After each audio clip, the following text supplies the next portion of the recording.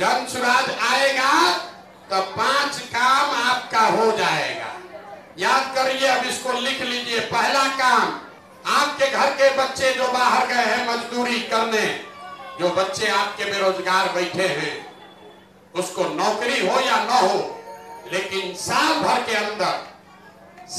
अंदर हर आदमी को 10 से 12 हजार रुपया के रोजी रोजगार का व्यवस्था यही सुपौल, यही बिहार में करके दिया जाएगा। होना चाहिए कि नहीं होना चाहिए? जोर से बोलिए, होना चाहिए कि नहीं होना चाहिए? होना चाहिए। इसको लिख लीजिए, आंचल में बांध लीजिए। 2025 के छठ में जब आपका पति बेटा वापस आएगा तो फिर उसको मजदूरी करने के लिए बिहार से बाहर नहीं जाना पड़ेगा। लिख कर रख लीजिए। दूसरा काम, जिसका बच्चा 15 साल से कम उम्र का है, गरीब का बच्चा पढ़ नहीं रहा और आपके बच्चे के पढ़ाई के नाम पर सरकार हर साल 50,000 करोड़ रुपया खर्चा कर रहा है। 50,000 करोड़ रुपया आपके बच्चों के पढ़ाई के नाम पर खर्चा हो रहा है। पढ़ कोई नहीं रहा है, सब पैसा लूट हो रहा है।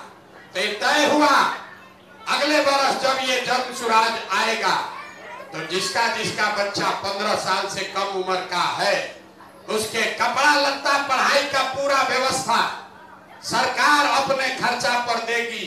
और खाली सरकारी स्कूल में नहीं, जब तक सरकारी स्कूल नहीं सुधरेगा तो गरीब को यह सुविधा दी जाएगी, आप अपने बच्चे को प्राइवेट में भेजिए और फीस आपके बच्चे का सरकार भरेगी, ताकि गरीब का बच्चा भी अंग्रेजी स्कूल में पढ़ सके। होना चाहिए कि नहीं होना चाहिए? सोच के बताइए, होना चाहिए कि नहीं होना चाहिए? होना चाहिए।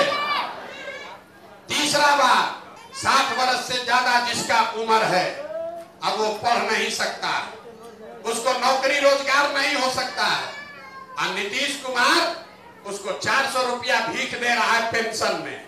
तो ये तय हुआ कि दिसंबर 2025 से जिसका उम्र 60 वर्ष है, महिला पुरुष दोनों, दिसंबर 2025 से 60 वर्ष से ज्यादा उम्र के हर महिला पुरुष को 2000 रुपया मासिक पेंशन का व्यवस्था जरूर कर दिया जाए। होना चाहिए ना भाई? ये महंगाई के जमाना में 400 होना चाहिए कि 2000 होना चाहिए? 2000 होना चाहिए ना। चौथा संकल्प, चौथा काम, जितना महिला लोग बैठी है, नीतीश कुमार बनाया है जीविका, इसमें आपसे 2% सूद लेता है हर महीना। तो जिसको महिला को बिजनेस व्यापार रोजगार करना है, जन सुराज आएगा तो आपको 4%, सिर्फ 4 रुपया सालाना ब्याज पर आपको काम करने के लिए सरकार से पूंजी पैसा मिलेगा, ताकि घर घर महिला अपने रोजी रोजगार कर सके। कितना?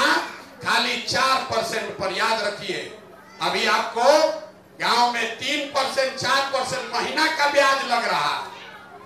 जन सुराज आएगा तो साल में ब्याज लगेगा 4%, बस 4 रुपया। और अंतिम बात, जितना यहाँ किसान लोग बैठे हैं, जो किसान ये धान गेहूं छोड़ के नगदी फसल का खेती करोगे, सब्जी उगाइएगा, मसाला उगाइएगा, तो नगदी फसल करने वाले सभी किसान को मजदूर की सुविधा मुफ्त में सरकार की ओर से दी जाएगी।